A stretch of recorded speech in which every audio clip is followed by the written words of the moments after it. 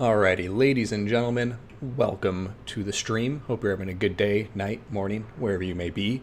And let's get ready for some battles between Han and PE, two excellent clans in the multiplayer community. And this is all part of the Clan War Cup. And big thanks to RTK and all the other admins here who put this together. And we should have some good content for you here in just a minute. So, starting out, just kind of explain the overview. So the clans played 10 battles, a combination of 1-on-1s, 2v2s, and 3v3s. So we're going to be going through those in two parts. So starting today, we'll get through hopefully 5 battles, depending on how long each of them take, and then we will try to go through the second series of 5 battles in the next stream, which I will announce at a later date. But on that note, let's go ahead and get to it, load into some of these battles, and see what these two great factions have brought to the battlefield for us. Red Wedding Planner, good name first off, and welcome to the stream. I'm happy to have a first-time viewer in here, so welcome. Let me know if you have any questions, and if you like what you see, feel free to hit that follow button. But let's get to it. So starting here, it should be Heisey leading the Warriors of Chaos against Owen Wilson with the Wood Alps. Now, Heisey is representing the Han clan, and Owen Wilson will be part of the PE clan. So let's go ahead and remove the blocker, as well as the... Wait, what the hell is the blocker? Aha! There we go. And load into this battle. I'm not going to have intro cards, and just so you guys know, since it is a clan war, I'm going to have the clan titles up here on the scoreboard. But be aware that since there's 10 battles, and they're all replays sent to me, there's a chance that sometimes PE will be on the blue side and Han will be on the red side. But for my own sanity's sake, I'm going to always have Han on the left side in blue and PE and the Reds on the right side in red. So just be aware of that. Just pay attention during the battles. Some battles, PE may indeed be the red side, but I'm going to be keeping total of, the 10 battle scores up here at the top, just basing it on the clan score rather than the individual battle score. All right, sounds good, Red Wedding Planner. Well, you came to the right place to see some games. So let's start by covering the armies. We'll keep it in pause just for now, so I have time to get my bearings here. But starting with the red player, Forces of Chaos, and taking a look at the Frontline Infantry first, we are going to see Chaos Marauders making up the bulk of this front line. It looks like we do have 5 units in total. Now, backing up those Chaos Marauders, we do have a couple of Chaos Marauders with great weapons. Get that armor-piercing damage, and it looks like there's 2 of them. Now, going to the mobility, which there's a very large amount in this build, and considering Chaos going against Wood Elves, this is one of the battles where Chaos does tend to go heavy on mobility, but looks like we're going to have some Poison Warhounds here, along with Marauder Horsemen and Marauder Horsemen with throwing axes, an interesting choice perhaps to get through the armor of some of those ancient trees that they may encounter. We have a unit of Chaos Knights behind them. I love Chaos Knights in this matchup. They absolutely wreck Wood Elf Cavalry, although the Great Stag Knights probably give them a run for their money. Now, same combination over here with the Poison Warhounds, the Horsemen and Horsemen with throwing axes, and the Chaos Knights.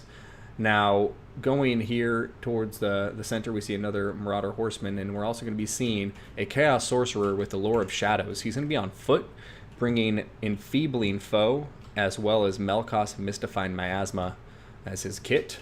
We're also going to be seeing a Chaos Sorcerer of Fire with the Burning Head, also going to be on foot. And then we're also going to be seeing a Chaos... Oh, just kidding, I already covered that. Where the hell is the leader? Ah, here you are. Prince Sigvald the Magnificent, very popular in the meta at the moment. He is an absolute beast of a tank.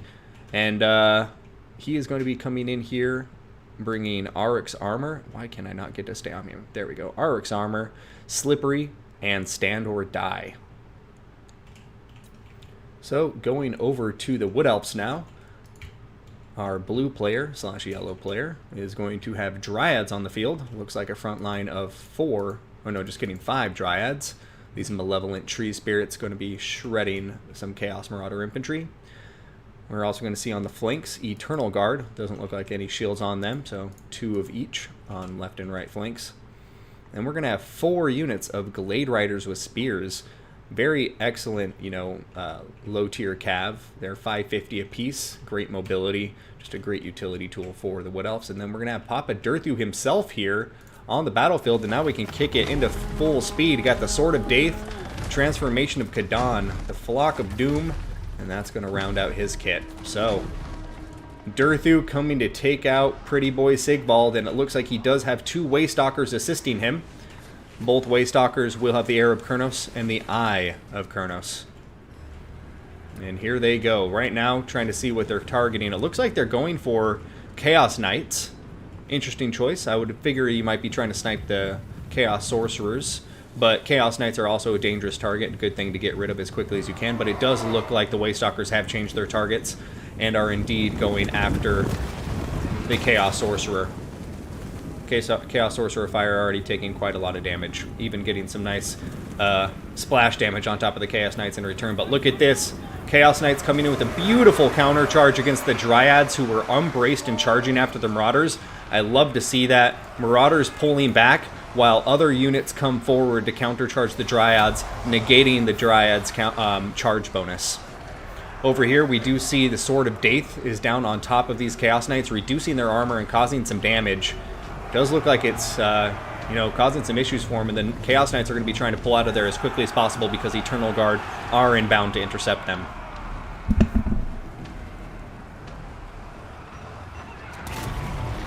Now, over here, we are going to be seeing Chaos Knights. They're getting shot in the back here by some Glade Riders with Hagbane tips that I forgot to mention, but they are going to be getting a very nice rear charge into these Dryads and Eternal Guard. Not before the Chaos Marauders break, though, and so that's not going to turn out too well for the Chaos Knights. They need to get out of there very quick, but it's going to be difficult because they have these Glade Riders in the mix that will be able to attack them in the back as soon as they try to turn around and run away from the Eternal Guard. Meanwhile, on the Wood Elf left flank, the Chaos right flank, you're going to see Papa Durthu is just taking the Chaos forces to town, throwing down a Flock of Doom here. Nicely placed, getting a lot of infantry in there. Sigvald is in here trying to cause some trouble, but he's going to be running away after Durthu summons a Manticore to come help him out. And right now, Wood Elf's looking strong, Chaos looking like they might be on their heels. But as I say that, the Wood Elf right flank and the Chaos left flank is kind of going the complete opposite way of the other flank, with Chaos looking like they may be coming out on top here in the end. Both Lords still full health. But at this point, I'm wondering how Chaos is going to be dealing with Durthu. They do still have some Marauders on the field, so I suppose if they can keep them alive and healthy, they can shoot them to death. But other than that, I think Durthu's going to be in a pretty good spot here as we approach the mid-game. Arrows of Kurnos both going down on top of Prince Sigvald this time, doing a nice chunk of damage.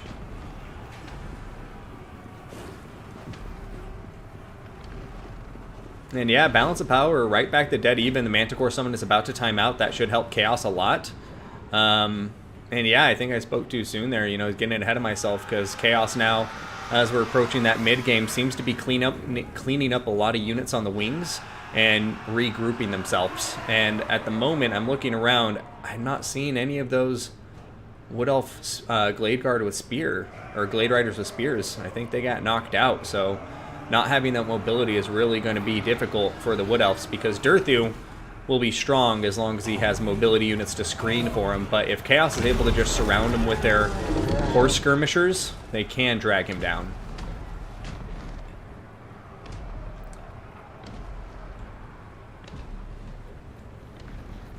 Alright, Durthu trying to stay close, it looks like, to these Eternal Guard that are nearby him.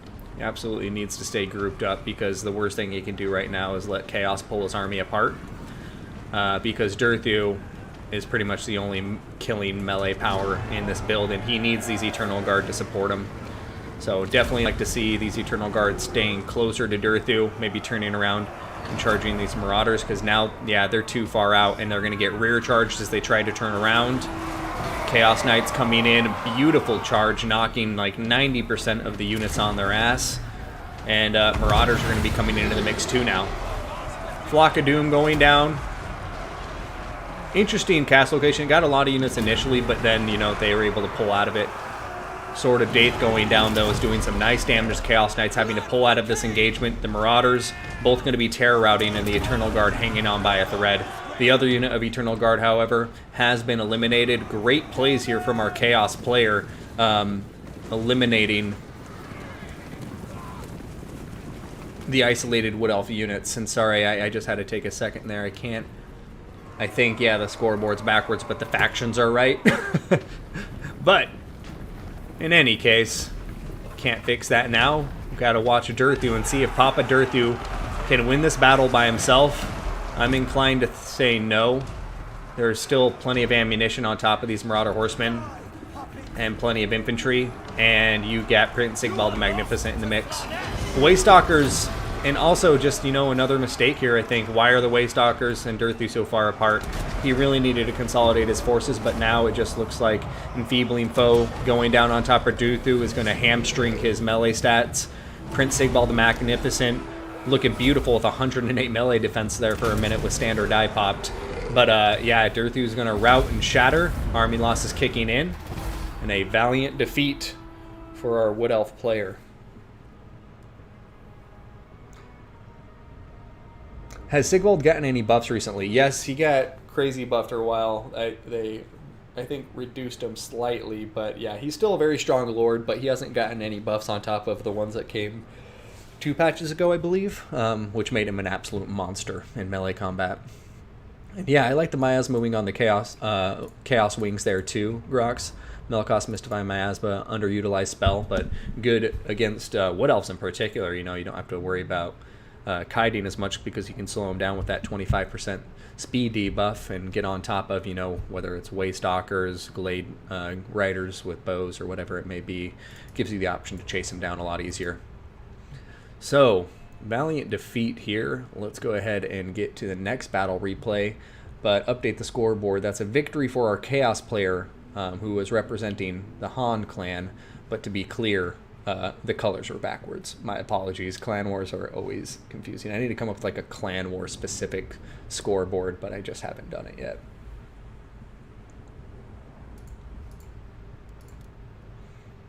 Alrighty, so score 1, and actually, look at me, I didn't even look at the post-battle screen. Let's take a look at this real quick. Durthu, you know, he's a boss, he does what he does. The Waystalker's actually getting surprisingly decent value there. They're not my favorite hero choices, but they definitely do have usefulness in this matchup, I would say. I mean, they're just good if you want to snipe down cavalry, heroes, things like that. But for heroes, you know, you definitely want them to be on foot. Otherwise, it's kind of hard to snipe them down. Chaos Knights doing very well for themselves. I think this is kind of like the backbone of this army. Clearly, the infantry doesn't stand a chance against Durthu. Marauder Horsemen would struggle a lot against this many Glade Riders. And, you know, having the Chaos Knights in there, it's just kind of like, you know, one Chaos Knight could kill 2 Glade Riders, no problem. No, like, their armor is just so high that these Glade Riders are barely going to do any damage to them. They also just have really good defensive stats, being melee cav. So, yeah, Chaos Knights, I love them in the Wood Elf matchup. Happy to see them here from Heisey, representing Clan Han. But good first game. Han's going to be leading 1-0 after that. And up next, I believe we'll have... oh my goodness. Forgive me.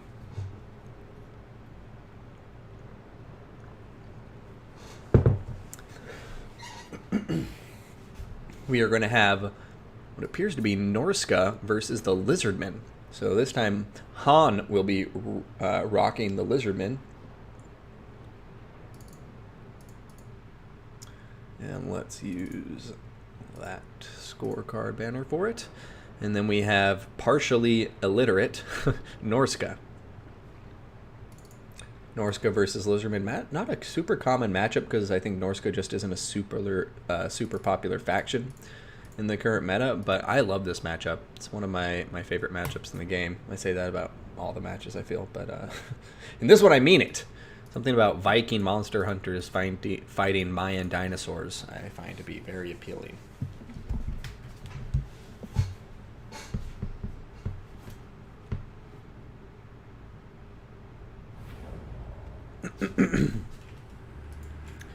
All right, so let's go ahead and cover these armies. We'll kick it into slow motion really quick. For the Norskins, we are going to be seeing a front line of Marauders. Looks like we have 1, 2, 3, 4, and 5 of them. Being one of the Chaos Human factions, they do like to have their chaff Marauder Infantry in the front line. Behind them, we're going to be seeing Marauders with great weapons. We're also going to be seeing a whole lot of Marauder Hunters with Javelins. These guys have a nice bonus versus large on their missile attack, so they can take down dinosaurs quite quickly. And they do have a bonus versus large of 15, and there's going to be 1, 2, 3, 4, 5 of them on the field. Also going to be seeing a healthy number of Norscan Ice Wolves. Going to have 1, 2, 3, and 4 of them. For the leadership, we have Wolfric the Wanderer on top of his chariot. He's got, why can I never remember the name? Seafang, and the Hunter of Champions on top of himself. So, looking across the rest of the field, I'm sure I missed the magic. There's the magic. I also missed another unit, or 2 units of Marauder Chariots that are going to be down here. Now for the magic, we have a Shaman Sorcerer, Lore of Metal on top of a horse. He's going to be bringing Plague of Rust, Searing Doom, and that's going to be it. So, there he is. Shaman Sorcerer of Metal. Now, going over to the Lizardmen, let's kick it into full speed. We're going to be looking at a front line consisting of Skink Cohort. Looks like 1, 2 on the left flank for the Lizardmen, and then 2 Saurus Warriors with shields, 1 Saurus Spear. We're going to have 4 Skink Cohort with Javelins in the back line, 2 Chameleon Skinks on the right flank, some Saurus Warriors with shields on the far left flank, and a Chameleon Skink on the far left flank. We also have Cold One Riders, 2 of them to provide that mass. And then we have Krokgar on top of Grimlock. He's going to have the Hand of the Gods and Swiftness of Itzel. And then we have a Skink Priest of Beast with the transformation of Kadan and Wissen's Wild Form. So no Flock of Doom on this one. Alright, Ice Wolves chasing down the Chameleon Skinks. It took them a second to catch up because of the poison, but they are on top of them now. And these Chameleon Skinks are going to get eaten by wolves.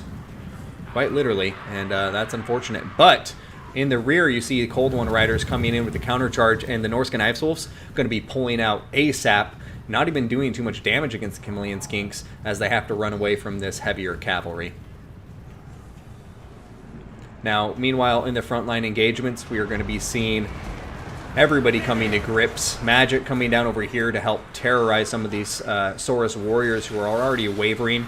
The Marauder Chariots helping a lot in this combat. But overall, it looks like a pretty even fight for the front line. Norscans winning in some areas, losing in others. Now, it looks like the Skink Cohort are utilizing their Javelins on top of the Marauder Hunters. Krokgar and Grimlock keeping a respectful distance from the Javelins, it would seem, and I like that decision quite a lot. Don't want them to get shot down too early in the battle. And it looks like he's trying to help the back lines against these Norscan Ice Wolves. But the Ice Wolves are just running amok, I have to say. The micro on top of them is quite on point. They're just running left, right, forward, backward, and hitting so many different units.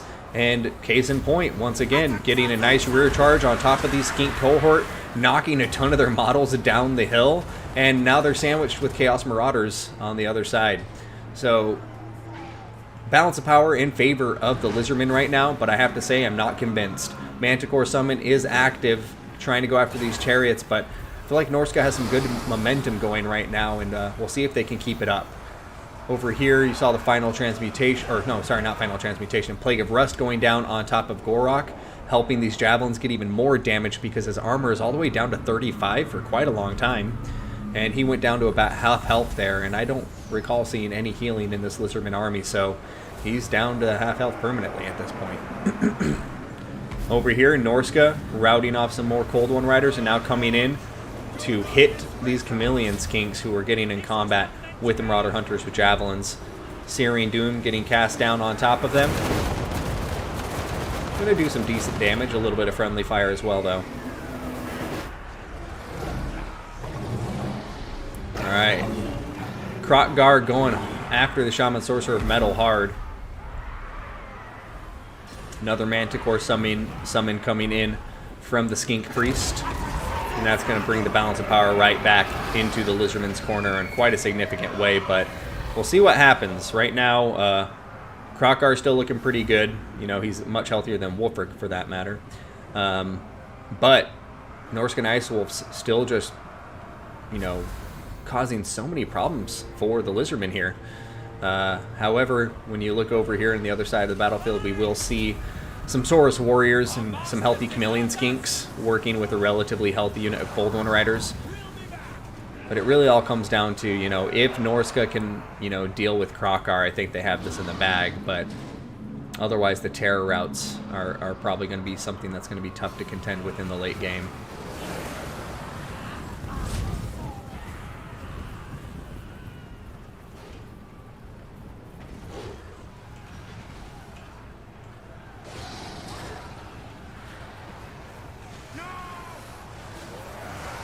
Alright, so here we have some Marauder Hunter Javelins routing, and Lizardmen starting to pick up steam. But oh, look at this! Hunter of Champions going down. Oh, Hand of the Gods smacking Wolfric right in the face. That chariot is such a huge hitbox. But look at this. Hunter of Champions counteracted by Sacred Spawning Caudal. But yeah, he might go down for the count right here, guys. Wisdom's Wild Form, Cold-Blooded, everything the Lizardmen have, they're pouring into saving Krokar. But everything the Norskins have right now is pouring into killing him. And these Norskin Ice Wolves, I think, are going to make it next to impossible for him to escape. But here come some Cold One Riders. Some of the Ice Wolves peeling off to countercharge them. But Wolfric staying right on top of Krokar. Krokar's going to turn around, though, and start to fight. Will he be able to get a hit off on top of Wolfric the Wanderer? Right now, oh, looks like a swing and a miss, and now he's going to start wavering. Is he going to rout? Oh, a big hit on Wolfric, though. Oh, my God. Terror kicking in on Wolfric, and Krokar going to just edge it out. Oh, my God. Now Wolfric is stuck. He's pinned in place by his own chariots, and he got killed. Oh, my God. Krokar, you monster. Smashing Wolfric, but getting routed in turn. But Terror Rout's kicking in on the Ice Wolves. The Shaman Sorcerer of Metal is chasing Krokar off the battlefield right now. If he can keep his leadership together, then he will get him off the map. He's almost there. Oh my God. Wow, what a crazy duel of the heroes there. Wolfric dying, Krokar getting routed off the map by a shaman. And now we have the Chaos Marauder Chariots diving into the Lizardmen forces. Will it be enough? I mean, balance of power swinging wildly in favor of the Norskins at this point in the fight. And I think, you know, the Norskins did it. They fulfilled the win condition, which was kill Krokar or get him off the map. And now their chariot should be able to lead them to victory. However, once again, maybe I speak too soon. We have some Chameleon Skinks with some ammunition. This has been an excellent fight.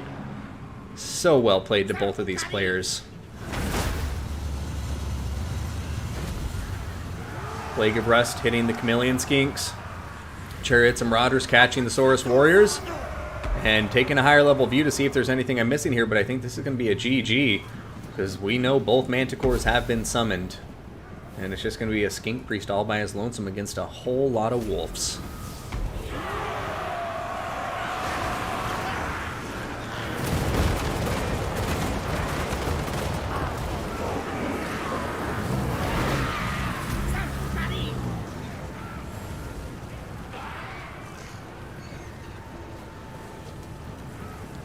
Skin Wolf's just too squishy here? I mean, I don't know.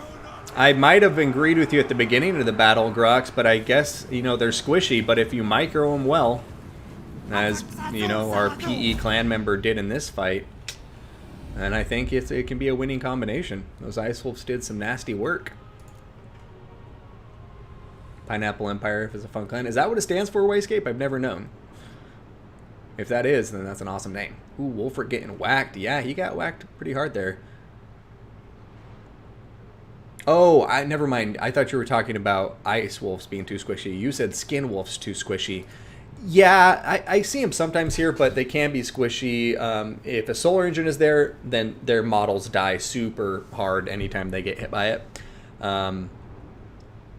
But yeah, I mean, I would say Skin Wolves would be a more common sight in this than Ice Wolves, but I love the Ice Wolf pick. Look at them, just dividends. One of them got shut down hard, but the rest of them, almost 200 kills here, almost 200 kills between the two of them. I mean, just so much value raked up with those Ice Wolves.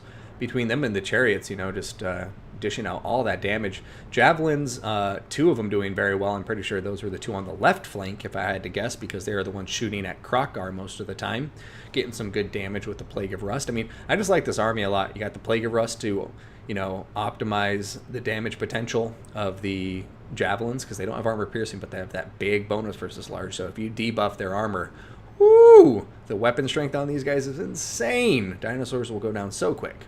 And Wolfric as well, you know, he's there to provide the Hunter of Champions, so support the infantry engagements. And I do like saving money, keeping him on a chariot rather than on top of a big old mammoth. I almost would like him on a horse here. He'd be very fast and, you know, not have as big of a hitbox for the Hand of the Gods, but then again, he'd have less HP too. Yeah. 42 weapon strength and frostbite is great, Katam. Excellent. Stalkers and chameleons, ice wolves. All right, Katam. Well, I mean, we saw it here in this battle demonstrated beautifully. So, you know, huge shout out to our PE player, partially illiterate, and our Haunton player here. Another excellent game too. But yeah, those ice wolves proved to be quite the challenge for him. He just didn't have enough mobility or mass to deal with them. Saurus warriors always, you know, doing what they need to do. Paired with Rust, mass ice wolves can basically anything. Yeah, plus Marauder Hunter Jabs are the best anti-large tool in the game. They're up there. Yeah. Definitely depends. It's a style thing, whether you like chariots or horses or not. But yeah, with Wolfric, I like him on a horse because he's super fast and he's just like a little assassin. Runs around and murders heroes. But with here, the second battle we've watched today's stream, going to be seeing PE tie this clan war up 1-1. So let's throw up the army blocker, find the next replay to watch, and get to it. Yeah, he did very well. And I would say it wasn't a mistake to chase Krokgar with Wolfric until he sent the Ice Wolves off to countercharge the Cold One Riders. Because he was chasing him with the Wolves for a while, and I think that was okay, because if Krokgar turned around at that point, I think he would just basically be signing his death warrant. But then the Ice Wolves peeled off to countercharge the Cold Ones who were coming in, and then Wolfric was just chasing him by himself for a second there, and I think that's where the mistake was made, but a minor mistake at that, you know, like, there was so much attention to what was going on there, and his micro was so on point. I mean, the fact alone that he peeled off Ice Wolves to countercharge the Cold Ones speaks to that. But yeah, you know, a minor mistake, and it just didn't work out for Wolfric in that one-on-one combat. Krokgar, smash. Yeah, high leadership and terror is very strong in this matchup.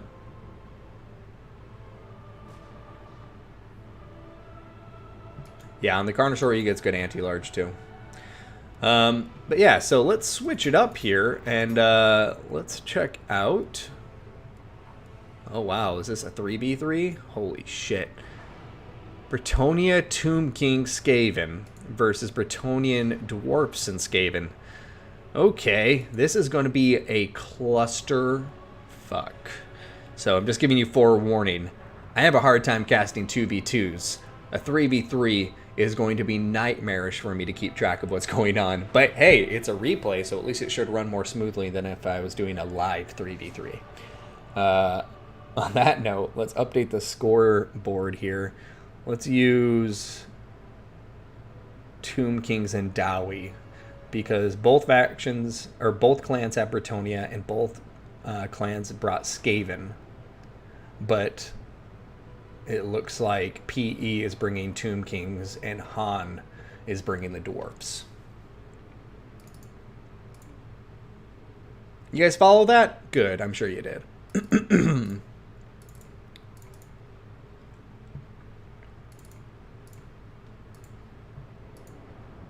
I get that right? Yeah, PE with the Tomb Kings, Han with the Dwarfs.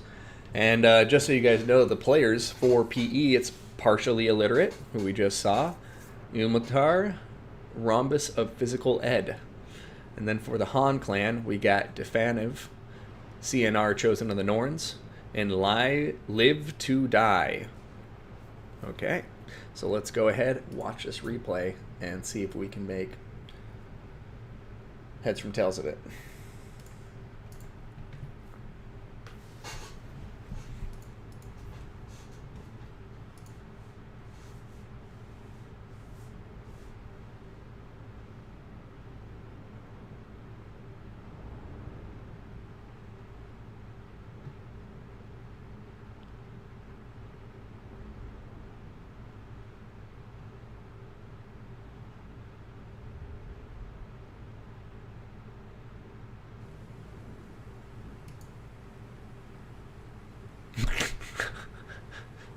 My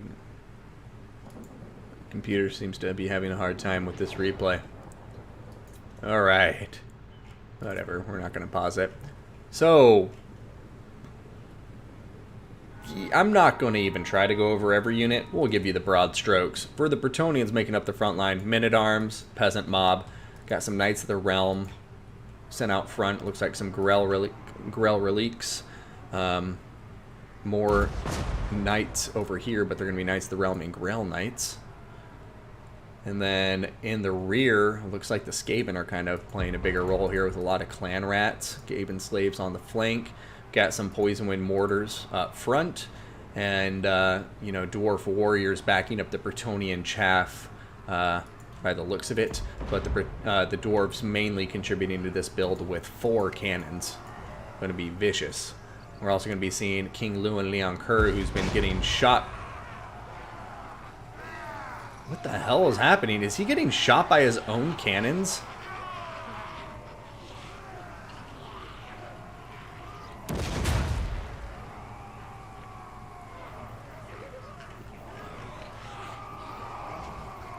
I'm perplexed. But anyway, we have the Council Guard, and then, you know, Slayers in the back with the Beast Slayers of Bastion. So, you get the broad strokes. For the leadership here, we will have Thoric Ironbrow, as well as King Lewin Leonker, who is getting shot in the butt by his own cannon. And then for the Breton... Oh, no, just kidding. For the Skaven leadership, got a Plague Priest. Aha, Deathmaster Snitch. Meditating. Alright, now for our PE clan team, we're going to have the Tomb Kings instead of the Dwarfs. And we'll see how that is. It looks like Skaven bringing the artillery in this build, or in this team's 3v3 composition.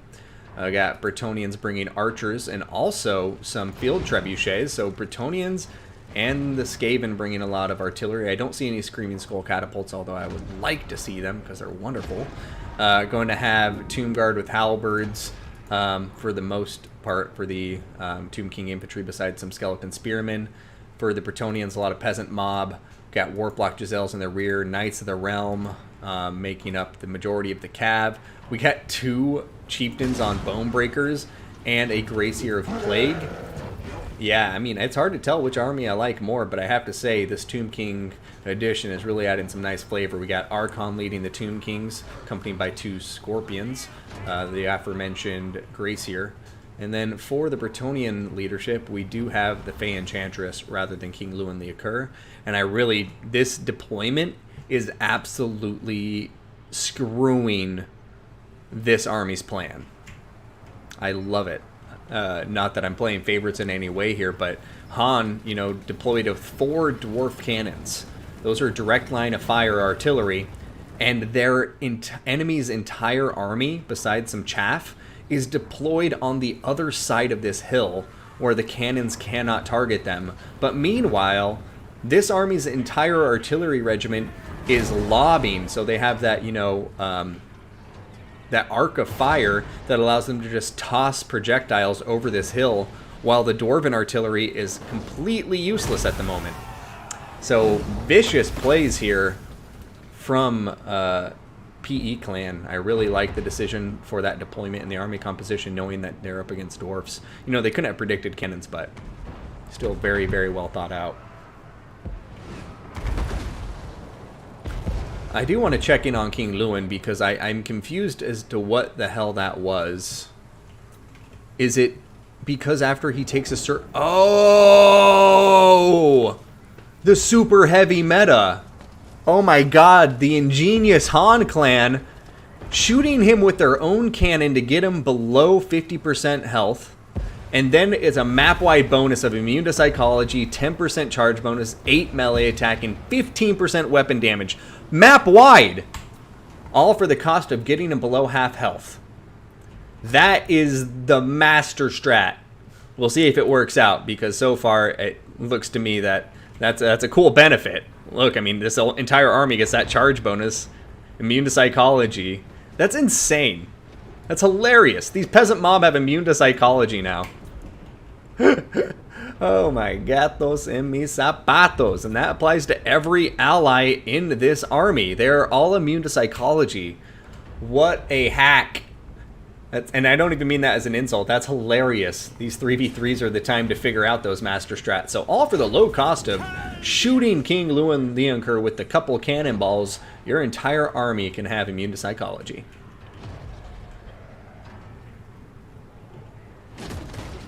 Yeah.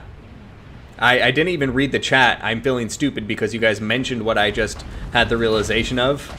A few seconds ago, you guys were already talking about it in the chat. So I'm giving you guys old news. Thanks for pointing that out, Iron Foxy. And, I mean, Odium Loopy.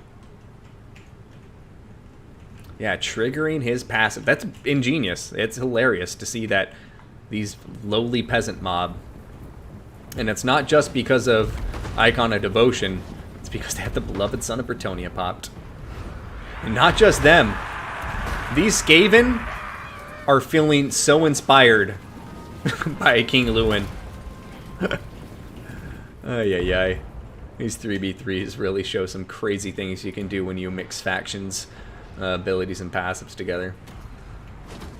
Alright.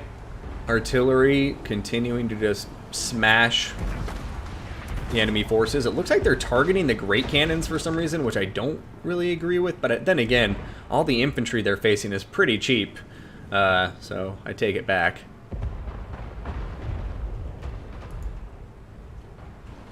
But yeah, this I like more. Target the Poison Wind Mortars. Poison Wind Mortars are the only thing that can really harm this army, and now we see them opening fire. And we'll see what kind of damage they get done, because yeah, those Poison Wind Mortars, in hindsight, should have been the target all along. There's just, yeah, one volley of those damn things is just so scary. It's insane. So yeah, I'm sure our PE clan members kicking themselves for not focusing these down earlier, because they could have had them pretty much dealt with on the approach. Do feel like PE's deployment is losing a bit of cohesion, so would like to see them clean up the lines, redress formations. Over here we do see Spirit Leech and Slippery on top of the Assassin. I'm not sure where the hell he's running off to, because it looks like he has the Rival High Talisman popped. Alright, both Tomb Scorpions coming out here. Plague Monks getting summoned to come into the fight. Tomb Guard with Halberds look like they're going to be pulling back here.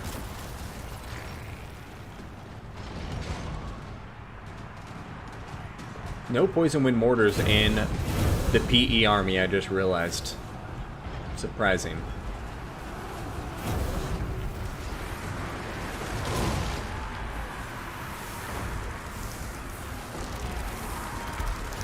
Alright, over here, looks like Han Cavalry. Or wait a minute. PE's Cavalry getting a bit caught out. These Knights of the Realm look like they're going to bite the dust. They did take care of some Skaven Slaves and deal a lot of damage to these other ones. And it looks like a Storm Vermin with Halberd Summon is coming down here with the dreaded 13th spell. And they just caused a ton of damage with that explosion and are now in a really good position to support these two Chieftains on the Bonebreakers along with the double Tomb Scorpions. This is quite the wrecking ball running forward. Looks like the Damsel is going to escape though, but a lot of Warplock Giselle fire coming in, targeting Thoric Ironbrow.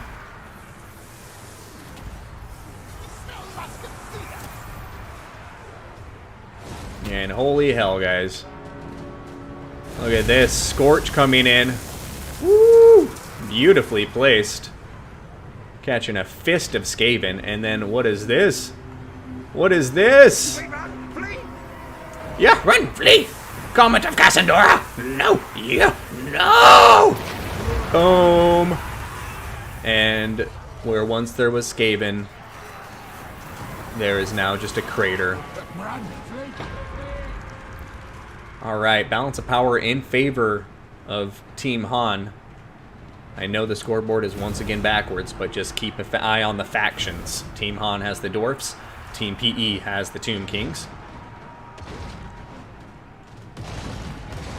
Right now, though, it just looks to me like PE is running out of meat on the bones of the army. They're dishing a ton of damage with their artillery, but they need to, you know, still have enough units to defend the line as this game progresses.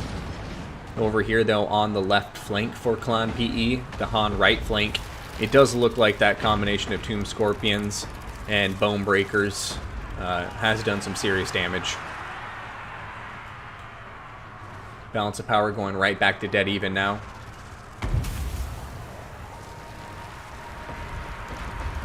Alright, Assassin and Deathmaster Snitch running after these guys. Slayers on top of the Tomb Scorpions too, and that's causing some serious problems. Got a Paladin coming in too from the other side. That should cause a lot of trouble.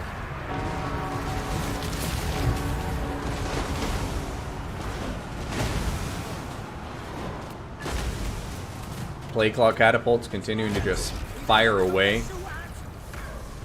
Get an excellent damage from the looks of it. We'll see post-battle for sure. Deathmaster Snitch did just pop the Death Sigil. Not sure on what. Oh, looks like the Fey Enchantress here in dangerous position. She needs to start running. Deathmaster Snitch is chasing after her. She has superior speed, but the trees are catching her up. Oh my god! Deathmaster Snitch! Oh, they're in the open, so the Fey Enchantress looks like she'll narrowly escape his clutches. Over here, Archon the Black is going after Deathmaster Snitch, along with the Tomb Scorpion. But I wouldn't recommend chasing him back into the forest. And it does look like Archon's going to play it safe. Going to throw a Spirit Leech down on top of Deathmaster Snitch, though. Cause some good damage. Checking in over here on this side of the battlefield, which I've been neglecting. It looks like it's just been a slugfest. This is where all of the not hero squads have been fighting by the looks of it. Poison Wind Mortars are out of ammunition, so Clan PE does not need to worry about that anymore. But balance of power is going against them, so they do have to worry about that. Alright, Master Engineer getting hit by the Bone Breakers. I would honestly like to see these Bone Breakers. Well, I guess it doesn't matter. Who cares about a Grell Relique when the entire army has immune to psychology anyway?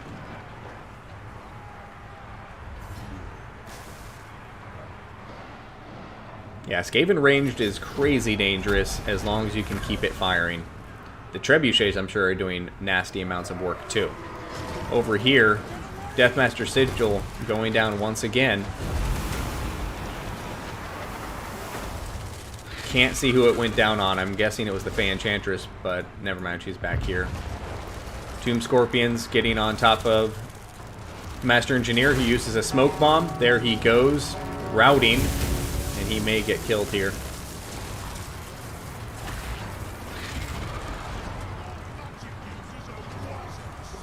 All magic users are Waziks.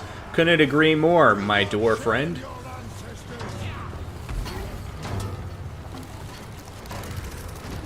Wow, Deathmaster Snitch getting healed right back up. Spirit Leech going down on him. Alright, looks like the Trebuchets have used up all of their ammunition. And as I was mentioning earlier, there's just not enough to protect the artillery, and now the artillery has been overrun by the Han team.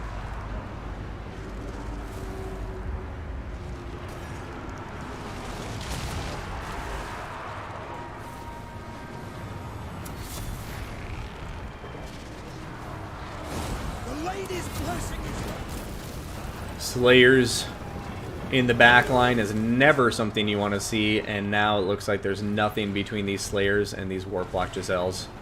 And I think that's going to spell GG in this 3v3, but holy hell, what an awesome Fight. Sorry, it's hard to keep track of what's going on, and I'm sure I misspoke multiple times, but in my defense, it's a 3v3, and both factions brought Skaven and Bretonnia. That makes her a pretty confusing 3v3.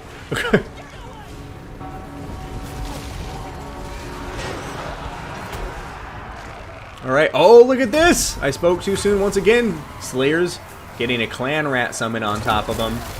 Warplock Giselle's able to get some breathing room. And it looks like the Slayers are going to die to the clan rats. Oh no! Faye Enchantress, what are you doing? I have no idea why she was over here next to any of those units. But now she is shattered, as good as dead.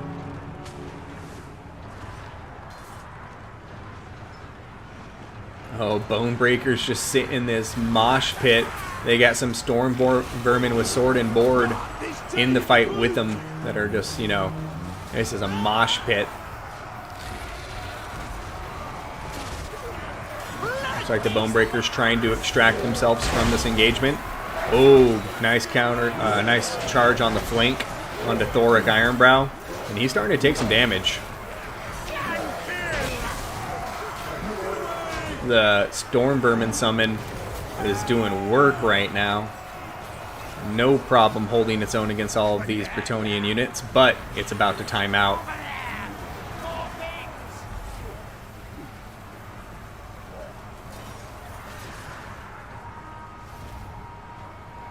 Gracier Plague 4 Team PE is still doing quite well for himself. And the balance of power still isn't overwhelmingly in favor of Team Han, but I don't know. We'll have to see how it progresses from here. I just think Team PE is going to need to make some really big moves really quick if they want to do anything here, but just like that, Deathmaster Sigil, Assassin's Trophy on top of the Gracier, and Deathmaster Snitch hitting him in the ass. Assassin hit him from the front with the Plague Priest, and there goes Army losses kicking in. A beautiful 3-3-3, confusing, but quite the spectacle to say the least. And it's always nice to see so many factions on the battlefield at once.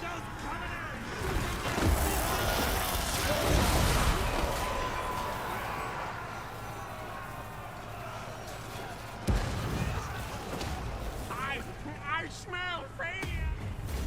I smell failure! Me too. So a valiant defeat to PE.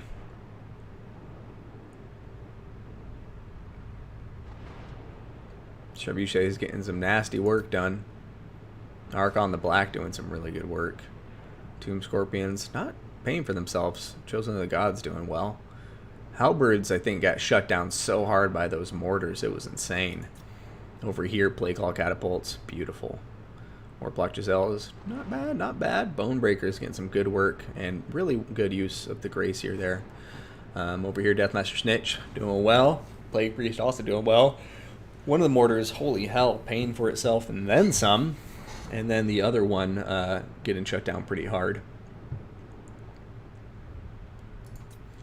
King Lewin Leoncoeur didn't do anything, but he did do a lot for everybody else by getting shot in the face with a cannonball.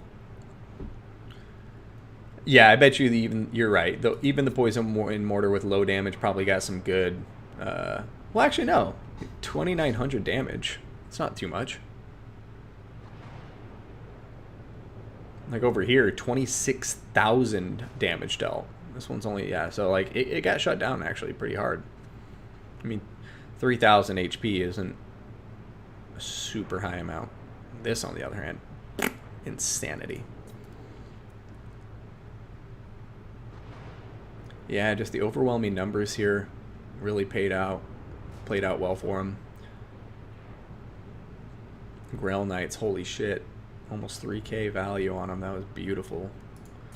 And the Dwarfs, in spite of the bad initial deployment, cannons still paying for themselves for the most part. Slayers, excellent. And Thoric actually really doing well for himself too. So, great 3v3. That's going to give Han another point on the board, giving them the lead now, 2-1. over Team PE. Why is Gamora? Hammond Bell, what are you talking about? What is Gamora? Did I say Gamora somewhere?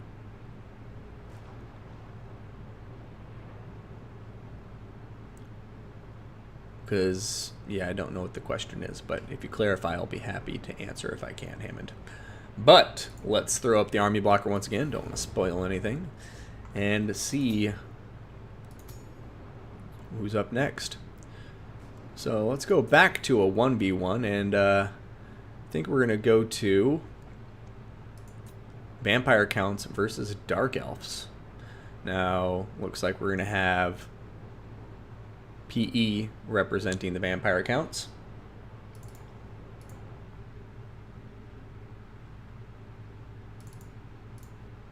And the Dark Elves represented by Clan Han.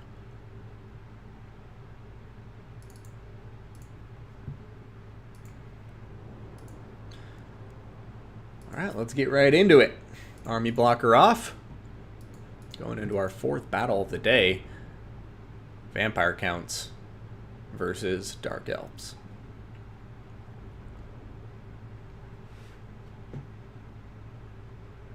This Dark Elf build is sexy. Not sure if it's going to work, but it's sexy. Now, for the vampires, we have zombies. 1, 2, 3, 4, and 5 of them. Got the heroes up in the air. We'll come back to them in just a second. Now, aside from the zombies, we have a very healthy number of Graveguard with great weapons. 1, 2, 3, 4 of them, with a 5th Graveguard being... Oh no, just kidding. Skeleton Warriors, the Konningsteen Stalkers. They do cause poison damage. Got the Claw of Nagash, a Necromancer, Forbidden Rod, as well as Gazem Nagash. And then we're going to have up in the air a couple of Fellbats on the left flank and 2 Direwolves on the right flank. Vampire of Death and a Von Karstein Vampire Lord are both going to be up in the air. Von Karstein Vampire Lord does have Storm of the Night, but there are no flying Dark Elf units for him to use it against. For the Dark Elf army, it's small, it's elite, and should be easy to cover. We're going to have Dread Spears, 3 of them up front. A 4th Dread Spear being the Helibroni, which cause poison. Flock of Doom going down, though, and that's going to hurt.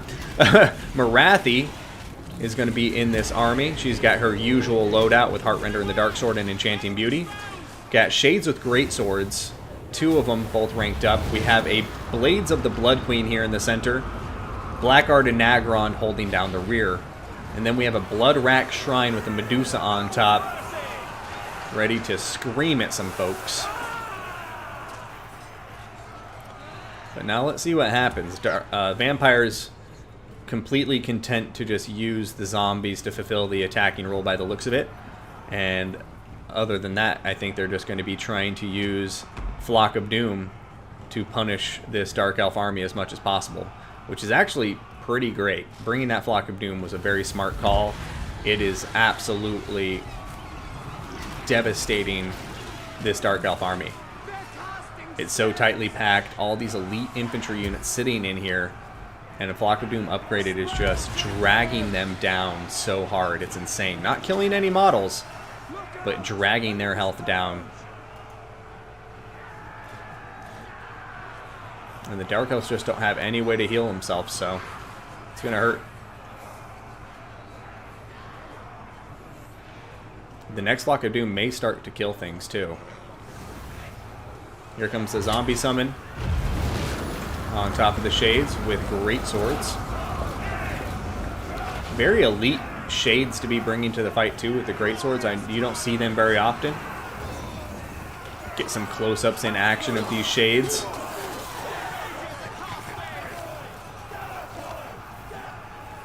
Yeah, they have no trouble cleaning up zombies. Murderous Prowess has been activated. And yeah, at this stage of the battle, I just would like to have seen the Dark Elves split up more. As soon as they saw that first Flock of Doom come down, I think they should have split up as quick as they can. Here comes another Flock of Doom.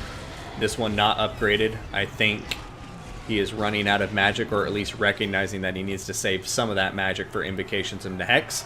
And keep in mind, zombie summons are 7 wounds of magic pop, so But vampire counts are one of those factions that do have a lot of good ways to recharge their winds of magic. I'm just not seeing a ton of them in this build. Let me see, what is this one? No, that's a regeneration. I think this is... No, yeah. Necromancer has Forbidden Rod, so I guess they can try to power up their winds of magic reserve that way, but... Yeah, Dark Alps moving forward now. This is one of those things where it seems to me that our vampire player here has an edge over the Dark Elf player. It just seems like the Dark Elf player is having a hard time deciding how he wants to approach this engagement. I think he got caught on his heels with the Flock of Dooms doing so much damage. And so now, you know, he's pushing forward, but, you know, it's one of those things where he should have pushed forward a while ago if that was going to be the plan at this point. Not sure how well it's going to work. Ooh, Bloodrack Medusa shooting its projectiles over here at the Von Karstein Vampire Lord. Soul Stealer coming down here. But it's only going to catch the Graveguard with great weapons and the Necromancer. Going to miss the Claw of Nagash. Blades of the Blood Queen coming in here. Keep in mind, they're very low health, but they have full models. So we'll see how long they can keep that model count high.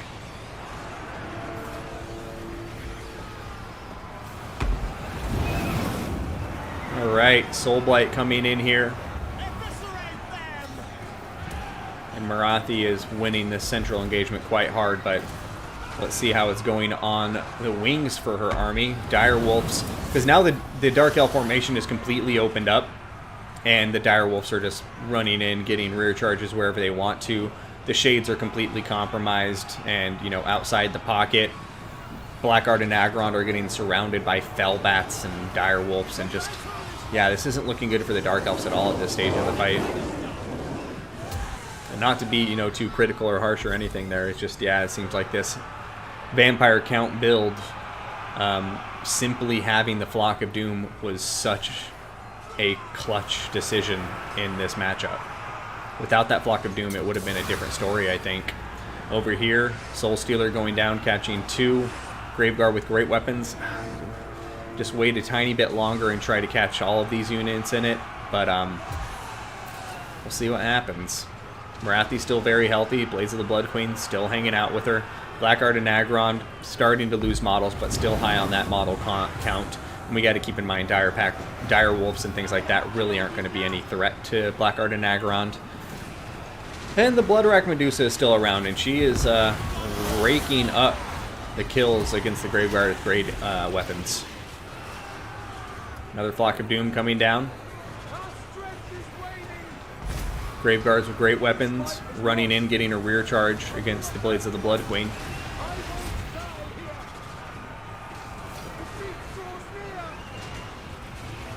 Yeah, army losses looking like they may be kicking in here, and just a very nice execution here from our Vampire Count player.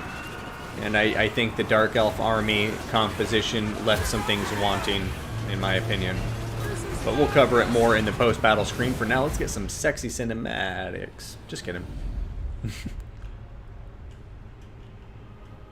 Like I say, I like the style of that Dark Elf army, but Vampire army getting a pretty convincing win in that matchup. A rather decisive win, I would say.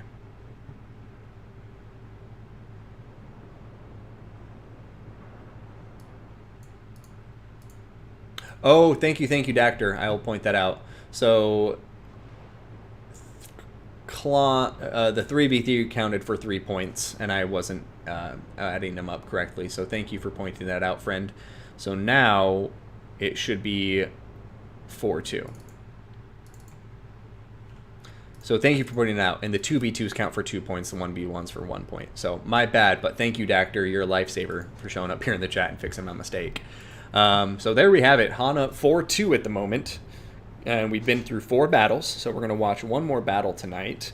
And then we'll do part 2 of this clan war in the next stream session.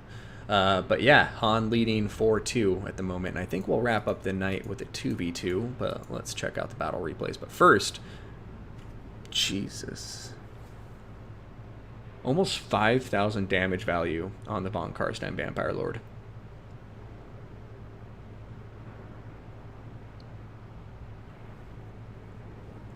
Yeah, staying box after the first flock was, yeah, definitely a bad decision. He needed to split up there and stay away from the Vampire Count army, because he can deal with summons all the time, and if he's spread out, the Flock of Dooms aren't going to do anything, and that would force the Dark Elves to close the gap. But he definitely needed to adopt a bit of a looser formation after that first Flock of Doom. This is the main patch because these are replays that they played previously, and I believe the next round of the Clan War Cup is still playing on the old patch. I'm not sure, but I'll let you guys know when we cast those replays, but haven't gotten those done yet. I'm still waiting on the two clans to fight it out. Wild Hippopotamus, good to see you. That Dark Elf army is too gimmicky. Expected a VC blob and then got his blob punished instead. No, that's a fair assessment here. I mean, they shut down the Graveyard with great weapons, really didn't do crap. It's hilarious to me that, you know, this is what killed the Dark Elf army. Flock of Doom. The Shades with great weapons, I'm not a huge fan of. I'm not sure why you would go with that and rank them up. I like the Blackguard and Agron, the Blades of the Blood Queen. I even like the Bloodrock Medusa. I think that was an interesting pick. Not a super popular unit, but one that I like to see. The Shades with great weapons were weird to me. I would even go with Shades with dual weapons before Great Swords, because I think they'd be better at cleaning up zombie chaff, whereas the armor piercing here really isn't needed. You just want the higher weapon strength. So, yeah, well played to PE Party Eternal, and bringing his clan back up into the scoreboard 2-4 against Han. Yeah, good to see you too, man. Damn, Flock Doom, he had a Mortis engine. He did have a Mortis engine, but I feel like the Vampire count, the Dark Elves would have been able to deal more effectively with a Mortis engine in that formation than the Lord. The Lord can dodge those crossbow bolts nonstop all day, every day, no problem. He has a harder time, I think, against the Bloodrock or the Medusa Shrine, yeah, the Bloodrock Medusa, because it's more of a direct line of fire projectile. But I do think the Shades and the Bloodrock Medusa would have had a much better time sniping down the Mortis engine. Don't get me wrong, I still think I'm not a fan of blob tactics against the Vampire Counts. I think the Vampire Counts are the king of blobs, and it's not really in your best interest to try to do it against them. And that was demonstrated very well here. Typically, it's because they'll out-blob you because they can heal their blob and you can't. In this case, it also shows that they're just one of the strongest magic factions in the game. They have some of the best access to different magics. Their great Lord selection gives them a lot of flavor with what type of magic they can bring, and this Von Karstein Vampire Lord was just the perfect pick to counter this build. But let's throw up the army blocker, get to the last battle of today's stream, and I will let you guys know when part 2 will be. But bear with me as I go through my replay list here.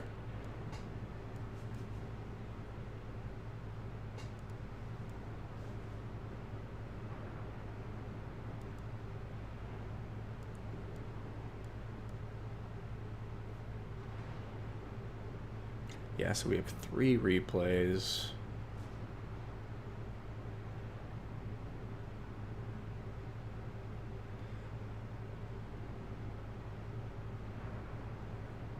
All right, so yeah, we're going to watch 1 2v2, and that will save for next stream 3 1v1s and 2 2v2s.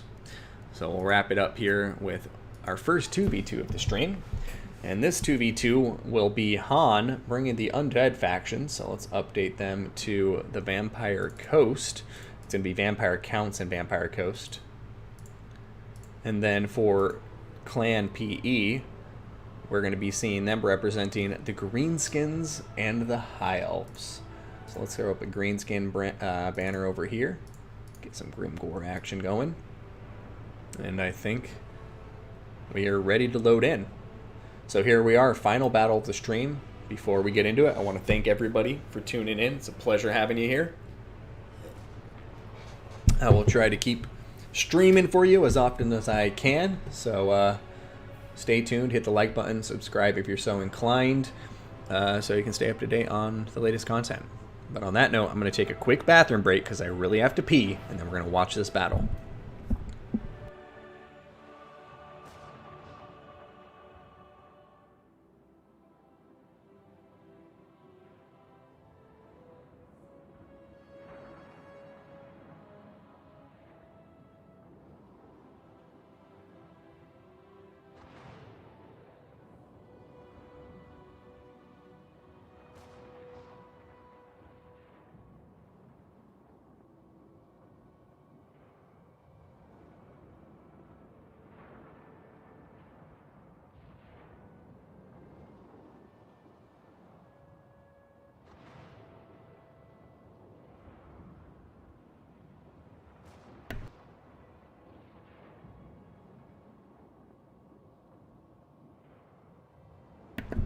And we're back.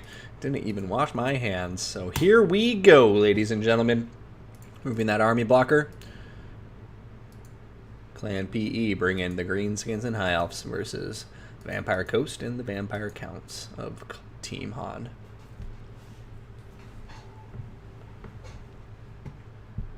So this is worth 2 points.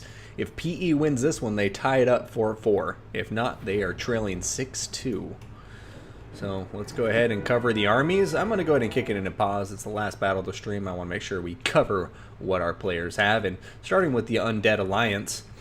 And we're going to go out of order here, starting with the Air Force. We got 2 Fellbats on the right and left flank for a total of 4. We're going to be having deck droppers with handguns. Looks like 4 of them up in the air. And then we're going to have a whole lot of infantry. We're going to have zombies up front. Looks like 4 of them. We're going to have zombie deckhand mob in the rear. Some more zombies. And then some cavalry in the form of Blood Knights, Barracks Black Reavers, the ROR Black Knights with lances and barding that do have regeneration. We're going to have some black coaches on the field. Looks like 2 of them. A wonderful unit indeed. And then for that undead leadership, we got a gunnery white on top of his crab. Another gunnery white on his crab. And then Silostra Direfin on top of her big old crab. Ready to get in the fight. And I guess it's more of a lobster. Mr. Gunnery White does have Scab Scrath and more ammo. And that's going to be it. And then for the vampire leader. Aha, there you are. You son of a bitch. Isabella von Karstein on top of her undead Pegasus. She is going to be bringing Master of Beguilement, Blood Chalice of Bathory for that huge 2500 HP boost with 36% Vigor Restoration, Curse of Years, Raise Dead, Van Hell's Dance Macabre, and Invocation of Nehek. Got the 2 mortars here for the Vampire Coast Artillery, and some dire wolves way over here on the left flank, who may be coming into contact very quickly with the Grey. These are Regiment of Renowned Shadow Warriors. They do have Loic Shroud that gives them stock and unspottable and plus 25% speed. I think what really this depends on is, are they on fire at will? If they're not on fire at will, then they may be in a pretty good spot. They also have snipe though, so they can fire without revealing their position. But yeah, if they're on fire at will, they're going to give away their position and immediately have a horrible time. They're just going to get surrounded by Cav and direwolves and die. But we'll get back to that in just a moment. Let's cover the rest of this High Elf Greenskin Alliance. We'll see how this is. Oh yeah, I definitely licked my hands clean, Raziel Ball. And I lied, I didn't go to the bathroom. I took a huge rip off of my bong, so I didn't need to wash my hands. Don't worry, guys. I'm hygienic, but I'm a stoner. Over here, we got Mogram's Mangy Marauders, Regiment of Renowned Goblin Wolf Archers on the right flank. Going to be seeing them supported by some Illyrian Reavers, one of my favorite light cavalry units in the game, if not my actual favorite light cav unit in the game. Yeah, I think they're my favorite. Now we also have Goblins, 1, 2, 3, and 4 of them making up the front line. Behind them, we have some Savage Orc Biggins, looks like 4. And then going to have High Elf Spearmen on either flank with 3 white lines of Trace behind Alex Macabre. Everything is good. I'm cast in multiplayer battles. How can it not be good? Good to see you, man. Hope you're doing well. Shadow Warriors in the rear center. Alariel the Radiant will be leading the High Elves in the battle. She's got the Star of Averlorn, surprise, Arcane Conduit, Tempest, Shield of Thorns, as well as Earth Blood. Bong rips, best rips, amen, Raziel Ball. And then we have the Fireborn, looking sexy over here in still motion here. Frozen, I can't speak. Hence the bong rip. Anyways, then what else do we have? Fireborn in the rear, over here on the left flank. Same combination as on the right flank, the Illyrian Reavers with the archers from the Greenskins. Going to have Grom the Paunch leading the Greenskins. His paunch on full display, looking glorious. He's going to have the Lucky Banner, as well as Degradon is here, and Language of the Boys. And then for his magic, we have a Giant River Troll Hag, Spirit Leech, Aspect of the Dread Knight, along with Swamp Breath, which is awesome. I hope we get to see that in action, and Mither. So, let's get to it. Battle begins. And the undead face off against the greenskins and high elves. The gray have given away their position. They didn't pop Loic's tricksters in time. So unfortunately, they are going to get caught out. And no, wait, what the hell just happened? They popped Loic's trickster, and the direwolves like stopped charging them and didn't get microed to move again. And so the gray just got a really nice counter charge against the direwolves. So even if they go down here, they're not going down without a fight. They're going out swinging. And we'll see if they can get any volleys off. But right now, Varric's Black Reavers are going to shred them. They're getting pinned in place by the Fellbats. And here it comes. The glorious Varric's Black Reavers going to hit the gray. I really question the thought process of vanguarding one unit of elite high elf skirmishers in the back line. But you live and you learn. No use crying over spilt milk, and the gray are now gone. Over here, Lyran Reavers coming to get some revenge, hitting the direwolves. Black Coach is coming in. And we're also going to be seeing deck droppers with handguns. Meanwhile, going to the main engagement, since we are kind of distracted there on the flanks, we are going to be seeing summons and the Black Coaches running into the backlines trying to run amok. The Fireborn coming in, though, and this Black Coach may have just signed its own death warrant. It got, way overextended. Dived into Fireborn. Garam the Paunch hitting him on the other side. We'll see. They're very, very slippery, so maybe it can extract itself from this engagement. Mortar should be doing a lot of work, too, in the meantime, as all these greenskin units are bunched up. But just like that, the Black Coach losing so much health. It is still crumbling. The Fireborn still on top of it. And over here, there's just no infantry to stem the tide of the greenskins and the high elves right now. Their infantry is just dominating. Over here in the backlines, we're also going to be seeing Illyrian Reavers getting right on top of the mortars. Blood Knights are now coming in to get a countercharge. They're going to completely wreck them if they get the charge off, but Illyrian Reavers are so much cheaper that, really just buying time for the frontline engagement to go inevitably in favor of the greenskins and high elves, I think is worth the sacrifice, honestly. But over here, going to be seeing that the frontline engagements, the undead force is doing a good job of just tying up all these forces on cheap units. I'm really, surprised to not be seeing Fog of the Damned. First off, happy to see that in here. It's doing some nice debuffs here to the Fireborn. But I just don't understand why the greenskins are taking the bait. You have Savage Orcs, Fireborn, all clumped up on top of zombies.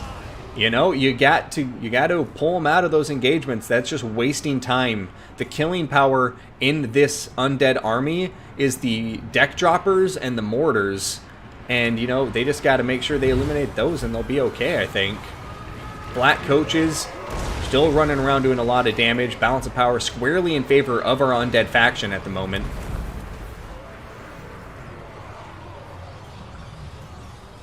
Fireborn now turning around, coming in to the rear. Looks like they're going to be playing a bit more defense, so I like that decision. Star of Averlorn coming in over here, getting on top of a lot of greenskin infantry, Savage Orc Big Guns, the 8-peak loonies, but questionable, not sure.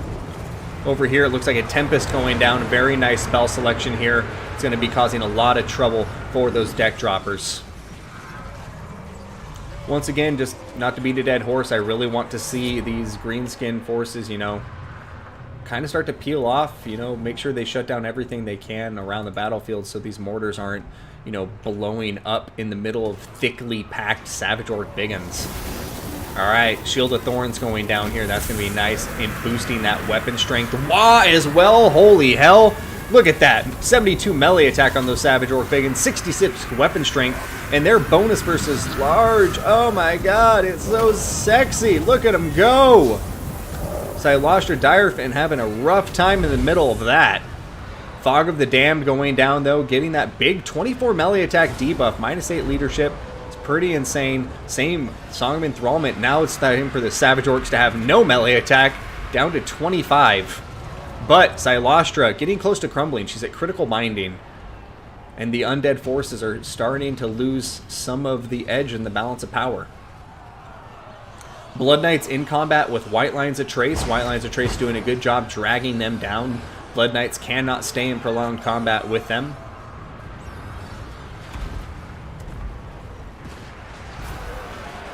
Knights of the Damned getting summoned, going into the back line. Alariel, though, is in here. She gives everybody around her magical damage if she brought it. No, she didn't!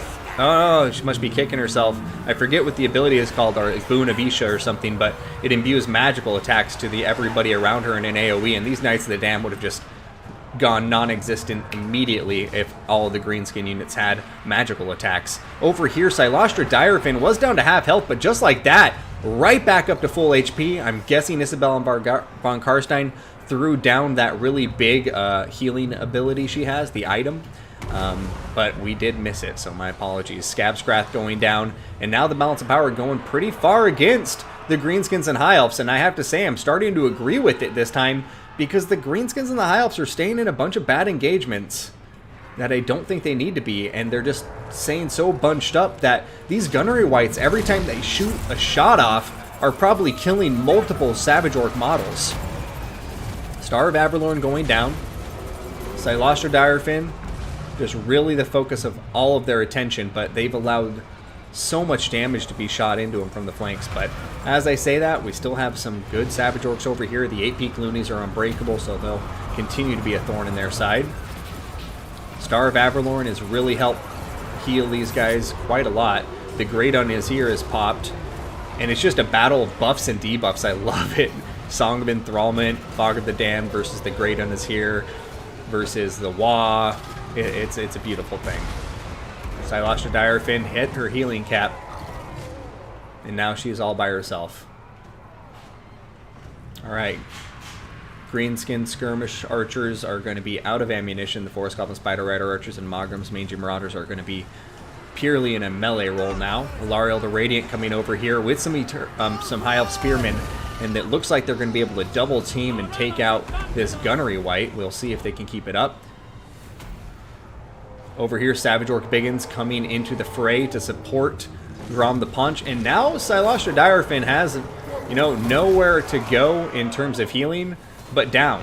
She's at her healing cap, she's at critical binding, she's getting surrounded by enemy forces. The mortars are offline by the looks of it, and in the back lines, it does look like the vampires are doing a little bit better, but the Fireborn now getting on top of these Black Coaches. But I mean, actually, I guess the correct way to phrase that is these Black Coach charging into the Fireborn, and there's Spearmen on the other side. So right now, in spite of the balance of power, I have to say I'm going back to my original assessment that the High Elves and the Greenskins are stronger than they look right now. But a lot of damage going down here. Fog of the Damned debuffing everybody once again. Alariel the Radiant routing. Silostra Direfin is crumbling, but there's nothing over it. Oh my god! Alariel is routing. All the Isabel von Karstein has to do is chase her, and it's possibly over. Grom the Punch, though, still alive. And yeah, it looks like Bella von Karstein is going to chase Alariel the Radiant off the map. That is huge. But Grom the Punch over here just defeated Silostra Direfin. And now it is his turn to regroup and go charging after some undead forces he wants to snipe. Gunnery Wight nearby, probably going to be the first target.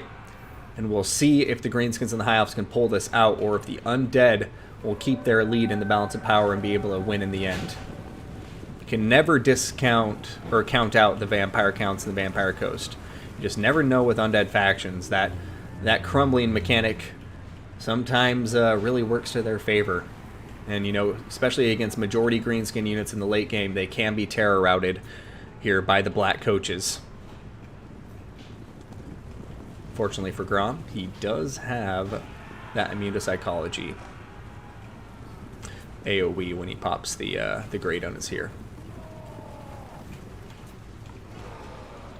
Interesting choice here, though. Grom is chasing the Blood Knights. Savage Orcs need to go out and support him. I'm just worried that Isabel's going to turn around at some point and go try to snipe him, but it looks like Grom doesn't have anything to worry about for now, because Isabel is still pretty far off to the side of the battlefield away from him. Grom now getting charged. Lucky Banner popping in. 20% damage resistance, though, is absolutely insane. His melee attack is up to 64, And just like that, he's going to start smashing knights all around him, and that huge damage resistance just going to, you know, make him pretty much nigh invincible right now. But he is approaching his healing cap. He has that regeneration, but it's going to be running out soon. But looks like the Blood Knights are crumbling out, and Barracks Black Reavers are going to be crumbling out pretty soon here.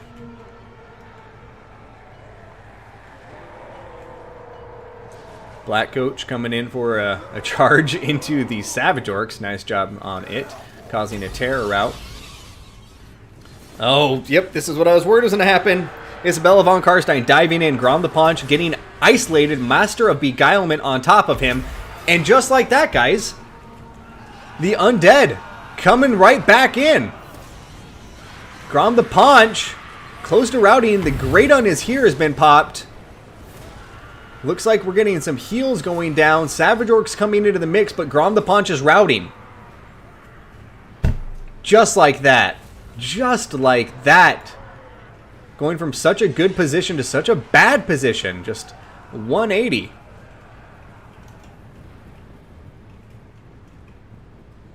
I feel like the theme of today's stream has been units getting isolated when they shouldn't have been isolated.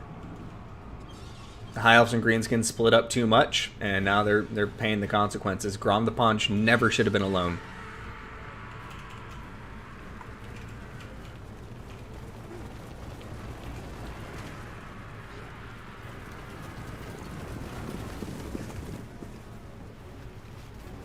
Over here, Bonkars or Isabella seeming to have a fairly hard time getting up into the air, but it looks like she just got the space she needed and will be safe. And yeah, balance of powers, I think it's insurmountable now. Alariel the Radiant has been eliminated, Grom the Paunch is eliminated, and neither of their forces will be able to hold together without them to rally.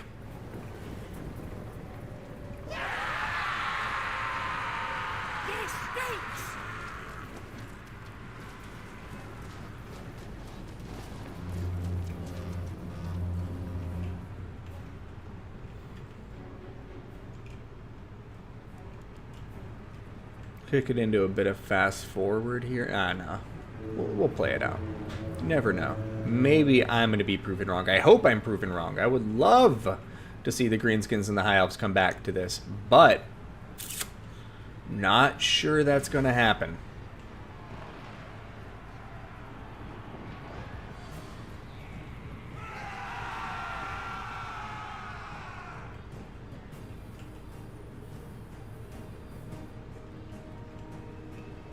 Yeah, balance of power continuing to get further and further out of favor here.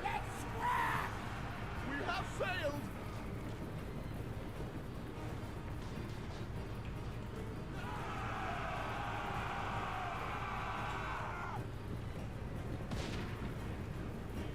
That's a fury.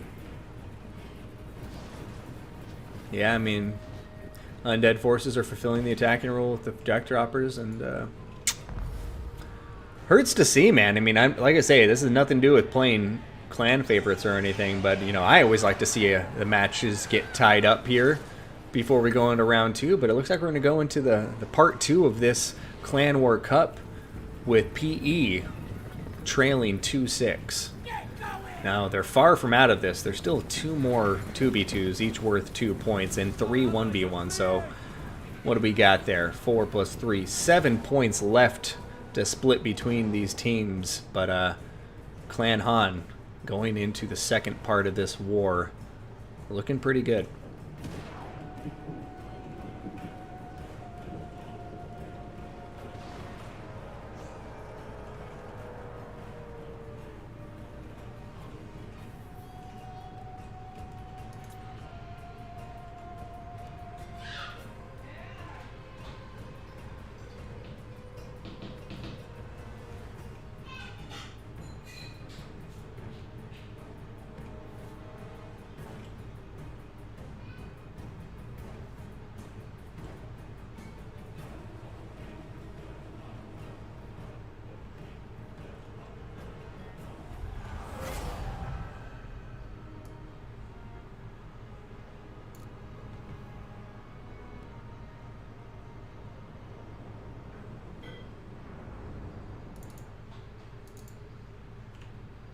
And just like that, guys, we've finished tonight's stream. I want to thank you all for tuning in. Hope you had a good time. Not a super long stream, only about 90 minutes, but hey, good time. But some excellent games to both clans here, PE and Han. Thank you guys so much for sending me the replays, and a big thank you to the organizers for this Clan World Cup for inviting me to host some of these battles. And I'm looking forward to getting to part 2 of this to see which of these two excellent clans comes out on top in this clan war. But Wild Hippopotamus, Rasteel, Butcherbird, Grox, Alex McCabe, everybody, thank you so much for tuning in. Always a pleasure to have y'all here. Hope you enjoyed yourselves. And taking a look at the post battles here. Rasteel, thank you so much for the subscription. That is too kind of you. I do appreciate it very, very much. It goes a long way to helping me fund the prize pools for these tournaments. As a reminder, October 23rd, get ready for Season 8 playoffs, $500 prize pool. Not as big as previous seasons, but, gotta keep my money safe. Gotta put money into other things. I'm a single parent, after all, who is getting a divorce. Now, for recent events, looking here. Yeah, Rasteel, that was you. I was just making sure it wasn't a gifted sub or anything, because I always like to thank the person who gifts it if it is. But Rasteel, thank you, my friend, for that Prime sub. I really appreciate it. I'll see you in the upcoming streams, I hope. And just covering these two armies here as we wrap up the battle. Alariel did a lot of good work. Fireborn did a lot of good work. Hey, Wild Hippopotamus, thank you so much. I really appreciate that, man. 6 months of subscriptions from you. You are too kind, my man. It's okay, guys, Adius. It's life. This too shall pass, and onward and upward. Got a 3-year-old daughter who's awesome, and a lot of things to be grateful for. Now, looking at these armies, like, yeah, Silastra, ton of value. The Gunnery Whites just shooting into these huge blobs of greenskin and high elf infantry, just getting so many kills. Deck Droppers, same thing. And over here, she was just healing everybody like a boss. Blood Knights doing okay, same with the Clerics, Black Reavers, Black Coaches. They did alright. There was a few times where I think the high elves could have had him on the run and killed, but easier said than done. As always, they did rake up some good value, and their terror was invaluable, of course. But, like I say, not to beat a dead horse or be too critical, but I think the high elf greenskin army had this in the bag if they would have played that a bit differently. First mistake, don't Vanguard deploy one unit by itself if it is not a mobile unit. If you put one Goblin Rider in the back line, I'm okay with that. One Illyrian River, I'm okay with that. Why? Because they have the speed to remove themselves from bad situations. Yeah, you might get a bad deployment and your opponent is expecting it, and they put 2 units on either side so they can surround you right off the bat, but the chances of that are less likely. If you Vanguard just one unit, even if it's a stock unit, in the back line by itself and it's infantry, you're at the mercy, you're just rolling the dice. If your opponent happens to have something deployed back there, they happen to spot you, they're just done. It's just money down the drain, because there's nothing you can do to remove these guys from that situation they were in. Right at the beginning of the game, you lost value. So first area of critique. Second was just got to use your superior numbers to overwhelm the vampire lines. They had 1 zombie in the Coast Army, 5 zombies in the Count Army. That's it. 6 units of zombies, plus the summons. I want to give that, I acknowledge that too. They have summons. Hey, question 4. Thank you so much for the follow. Really appreciate it, man. But 6 zombies have no business tying up 5 units of high elf infantry, including 2 shadow warriors, which are hybrid infantry, 4 goblins, the 8 peak loonies, and 4 savage orc biggins. They outnumber them more than twofold. There's no reason why these so many greenskin units should have been getting blobbed up so thickly on top of these vampire units. Like Silastra, she had a blob around her the entire battle until she was dead. And I think that's a huge mistake. because you have to recognize these gunnery wights, even though you don't see their projectiles, they are firing nonstop, and they do not run out of ammunition. They have more ammo. They will never run out of ammunition. And I guarantee you all of this value was them shooting, not being in melee combat. They were just shooting all these blobbed up greenskin infantry units, killing multiple models every single shot, and it was just devastating. And the mortars, too, doing a lot of splash damage, too, there. But, I mean, honestly, I think it was these guys that did deck droppers. And the Greenskin High Elf Army really just played into their hands. Whereas if they would have, kept the line a bit more spread out, shut down the mortars, shut down the cavalry and stuff, they had the numbers to keep this army on its heels. But once again, I'm getting too critical here. Once again, huge shout out to Clan PE and Clan Han. These have all been excellent games. But yeah, this is just one of those games, I think, in particular. I'm like, yeah, this it wasn't lost with the builds. This was a very nice high elf greenskin composition for this 2v2. I just think they didn't quite play it the way they needed to. But on that note, everybody take care of yourselves. Thank you so much for tuning in, and I'm going to get out of here. See you on the battlefield.